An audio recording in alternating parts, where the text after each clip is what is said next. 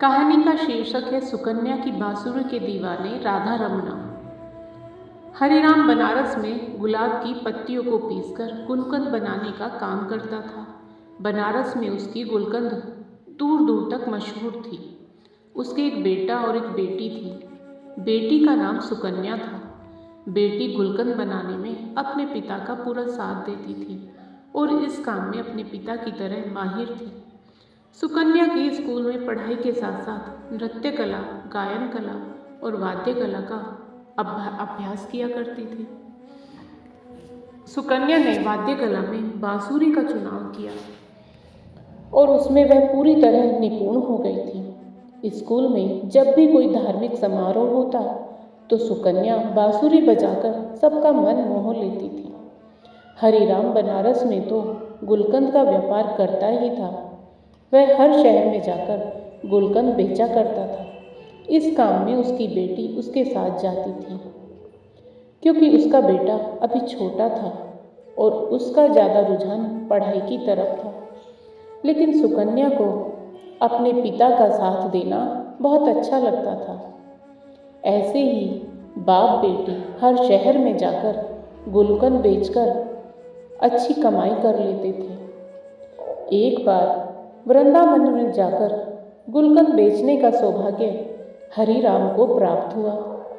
दोनों बाप बेटी वृंदावन में एक धर्मशाला में ठहरे। हरिराम का नियम था, जब भी वह दूसरे शहर में जाता तो सबसे पहले बनाई हुई गुलकंद को वह किसी मंदिर में भोग लगाता था। वृंदावन में आकर जब उसने गुलकंद बनाई तो उसने एक दोने में गुलकंद को रखा और अपनी बेटी के साथ राधा रमन जी के मंदिर के प्रांगण में गया और वहां जाकर गुलकंद से भरा हुआ दोना सुकन्या और उसके पिताजी ने राधा रमन जी के चरणों में रख दिया। मंदिर के पट अभी बंद थे। तभी सुकन्या, जो हर रोज अपनी बांसुरी का अभ्यास जरूर करती थी, क्योंकि बांसुरी बजाए बगैर उसको चैन नहीं आता था, तो मंदिर के प्रांगण में बैठकर आज राधा रमन जी को अपनी बांसुरी वादन सुनाने लगी। बांसुरी की धुन छेड़ते ही मंदिर के प्रांगण में ऐसा माहौल बन गया कि हर कोई उसकी बांसुरी की धुन को सुनकर मंत्रमुग्ध हो गया। जब मंदिर के पट खुले तो गोसाई जी ने हरिराम और सुकन्या के लाए हुए गुलकंद के दोने को राधा रमन जी के आगे रख दिया। गोसाई जी, जो कि राधा रमन जी के हर भाव से परिचित थे, उन्होंने आज देखा कि राधा रमन जी के मुख पर आज बहुत प्रसन्नता का भाव है। उनके मुख की मुस्कान बहुत ज़्यादा तीखी हो गई थी। उनके कटाक्ष नेत्र खुशी से और फैले हुए थे। गोसाई जी यह देखकर हैरान हो गए। आज राधा रमन जी इतने प्रसन्न क्यों हैं? तभी उनका ध्यान मंदिर के प्रांगण में बैठे सुकन्या पर पड़ा, जो कि बांसुरी बजाने में मगन थी। गोसाई जी समझ गए कि राधा रमन जी बांसुरी की धुन सुनकर प्रसन्न हो रहे हैं। सुकन्या बांसुरी बजाने में इतनी मगन थी कि उसको पता ही नहीं चला कि कब मंदिर के पट खुल गए हैं। लेकिन जब उसने अपनी बांसुरी धुन को विश्राम दिया और उसके नेत्र जब राधा रमन जी के साथ मिले, तो राधा रमन जी के कटाक्ष नेत्र उसके हृदय को ऐसे बींध गए कि वह तो बस उनको देखते ही रह गई। तभी हरिराम ने सुकन्या को कहा, बेटा, दर्शन हो गए हो तो चले। सुकन्या राधा रमन जी को निहारती हुई वापस धर्मशाला आ गई। अब तो हर रोज सुकन्या और उसके पिता गुलकंद बनाकर मंदिर लेकर जाते और सुकन्या बांसुरी की धुन छेड़ती और राधा रमन जी और सभी लोग उसकी बांसुरी की मधुर धुन सुनकर मंत्रमुग्ध हो जाते। ऐसा कितने दिन चलता रहा। हरि राम ने कहा कि बेटा, अब हमें आए हुए काफ़ी दिन हो गए हैं, अब हमें अपने नगर वापस चलना चाहिए। लेकिन ना जाने राधा रमन जी की कैसी इच्छा थी कि जब भी वो जाने का प्रोग्राम बनाते तो हर बार उनका जाना ना होता, वह फिर वहीं रह जाते। ऐसा करते करते उनको वृंदावन में रहते रहते 2 महीने हो गए। सुकन्या का तो यहाँ से जाने का मन ही नहीं हो रहा था, क्योंकि वह तो राधा रमन्ना की दीवानी हो चुकी थी। और उधर राधा रमन जी, जो कि आज तक अपनी बांसुरी की धुन से सारे वृंदावन में रमण करते थे, अब तो सुकन्या की बांसुरी की धुन सुनकर मंत्रमुग्ध हो रहे थे। कई बार ऐसा होता था कि रमन्ना रात को विश्राम के लिए भी देरी कर देते थे, क्योंकि उनको बांसुरी की धुन बहुत प्रिय लगती थी। जब इनको सुलाने के लिए, मंदिर के पट बंद करने के लिए गोसाई जी जाते, तो किसी न किसी बहाने राधा रमन जी मंदिर का पट बंद ही नहीं करने देते। ऐसा कई बार गोसाई जी ने देखा था। वो समझ चुके थे कि सुकन्या की बांसुरी की धुन राधा रमन्ना को पसंद आ चुकी है। अब यहाँ से सुकन्या और हरिराम का जाने का समय आ गया। बड़े ही भारी मन से सुकन्या और हरिराम राधा रमन जी को छोड़कर अपने नगर बनारस चल पड़े। जब सुकन्या राधा रमन जी के मंदिर से निकली तो उसके कदम आगे बढ़ नहीं रहे थे। उसको ऐसे लग रहा था कि उसके पाँव में किसने बहुत भारी वजन के पत्थर रख दिए हों, और वजन के कारण उसे चला नहीं जा रहा था। अब सुकन्या अपने घर बनारस आ चुकी थी, लेकिन उसका मन तो उस मोहनी सूरत वाले वृंदावन के कटाक्ष नेत्रों वाले गहरी मुस्कान वाली राधा रमन्ना ने हर लिया था। अब तो सुकन्या का अपने घर बिल्कुल मन नहीं लगता था। उसका मन करता कि वह भागकर मंदिर के प्रांगण में चली जाए। ऐसे ही कितने दिन चलता रहा। एक दिन सुकन्या अपने माताजी के साथ रसोई घर में खड़ी थी। तभी अचानक से उसको जोरदार चक्कर आया और वह बेहोश होकर गिर गई। जब डॉक्टर के पास उसको ले जाया गया, डॉक्टर को इसकी बीमारी समझ न आई, लेकिन जब उसके पिताजी उसको बड़े अस्पताल में लेकर गए तो डॉक्टरों ने जब उसकी जांच की तो पता चला कि उसके हृदय में छेद है। घर के सब लोग सदमे में आ गए। यह हमारी बेटी के साथ क्या हो रहा है? डॉक्टर ने बोला कि अब आपकी बेटी ठीक नहीं हो सकती, यह कुछ दिनों की मेहमान है। लेकिन इसके बारे में सुकन्या को नहीं बताया गया। सब लोग उसको ऐसे दिखाते कि तुमको कोई मामूली सी बीमारी है और तुम्हें कुछ भी नहीं हुआ है। लेकिन सुकन्या को थोड़ा सा संदेह हो गया था। उसको कुछ ना कुछ बड़ी बीमारी हो गई है।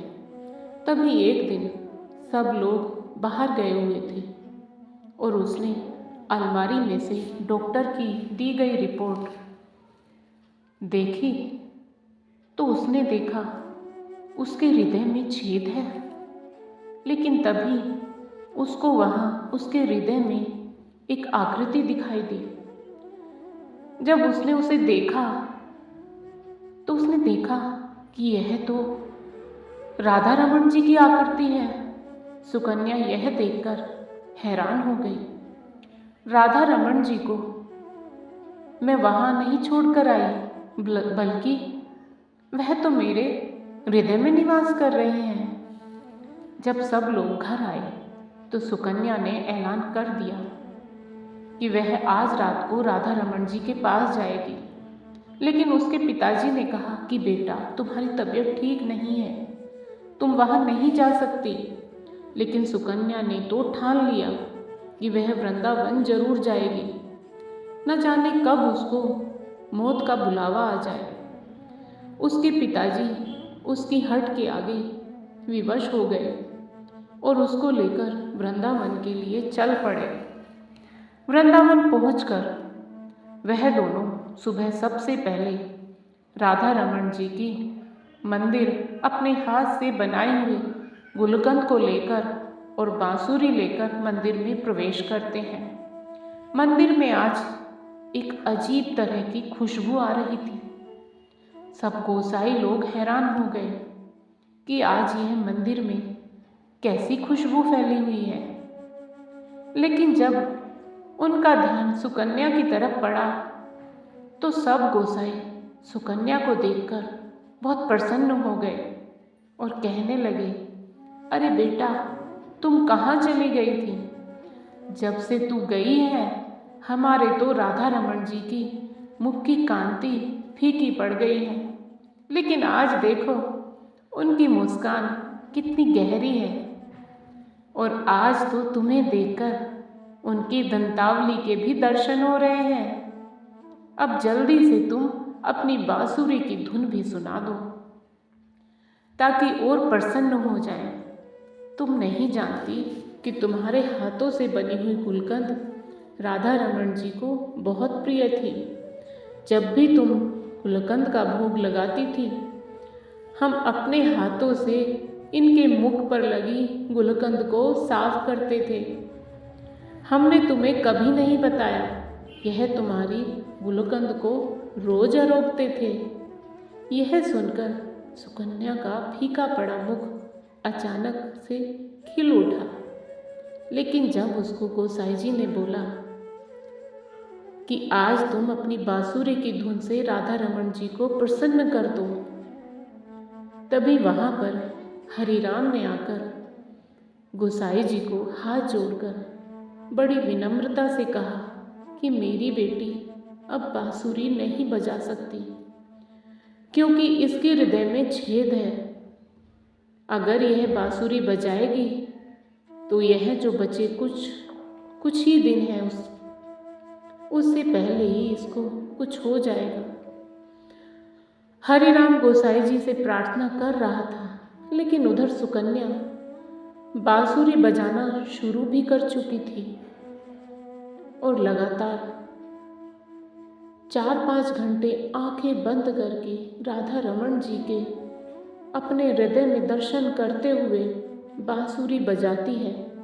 हरिराम यह देखकर हैरान होता जा रहा था। इतनी बीमार लड़की बांसुरी वादन कैसे कर सकती है? जब सुकन्या ने बांसुरी को विश्राम दिया, तभी मंदिर में माथा टेकने के लिए दिल्ली से एक बहुत बड़े डॉक्टर का परिवार आया हुआ था। उन्होंने गोसाई जी और हरिराम की सारी बातें सुन ली तो डॉक्टर ने बताया कि जिसको दिल की बीमारी या दिल में छेद होता है वह बांसुरी वादन नहीं कर सकता। आप लोगों को जरूर कोई गलतफहमी हुई है। लेकिन हरिराम ने सौगंध लेकर कहा कि नहीं, हम वहाँ पर सुकन्या का इलाज करवा रहे हैं और डॉक्टर ने बोला है यह कुछ दिनों की मेहमान है। मंदिर में आए हुए डॉक्टर ने दोबारा उसके दिल की जांच की तो उसने भी देखा कि सुकन्या के हृदय में तो छेद है, लेकिन वह छेद किसी चीज का उस पर आवरण है। लेकिन उसको कुछ समझ नहीं आ रहा था। किसी को यह नहीं पता था कि बीमार सुकन्या के दिल में हुए छेद को खुद राधा रमन जी ने वहाँ पर विराजमान होकर अपने आप से ढका हुआ था। सुकन्या अपनी बीमारी से बिल्कुल बेपरवाह थी क्योंकि उसके दिल के डॉक्टर राधा रमन जी उसके दिल का इलाज करने के लिए खुद उसके हृदय में वास कर रहे थे। यह बात सुकन्या और राधा रमन जी ही जानते थे। सुकन्या ने ऐलान कर दिया कि जब तक उसकी जिंदगी है तब तक वह राधा रमन जी को छोड़कर कहीं नहीं जाएगी। उसके पिता ने उसको समझाने की बहुत कोशिश की, लेकिन वह अपनी बात पर अड़ी रही। इस बात को 25 साल हो गए। सुकन्या के बाल सफ़ेद हो चुके थे, लेकिन राधा रमन जी की कृपा से उसका हृदय आज भी तंदुरुस्त था। उसको कुछ भी नहीं हुआ था। जिस पर लालजू की कृपा हो जाए, उसको कोई बीमारी छू भी कैसे सकती है। अगर कभी भूलवश कोई बीमारी उनके भक्तों के पास आ भी जाए, तो लालजू इतने कृपालु हैं कि उनकी कृपा से सारी चिंताएं, सारी बीमारी छूमंतर हो जाती है। तो दोस्तों, आपको आज की कहानी कैसी लगी?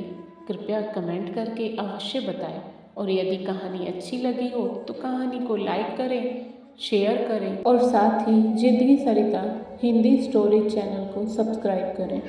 फिर मिलेंगे दोस्तों एक और नई कहानी को लेकर। तब तक आप अपने परिवार के साथ हंसते रहिए, मुस्कुराते रहिए, खुश रहिए। राधे राधे प्यारे दोस्तों।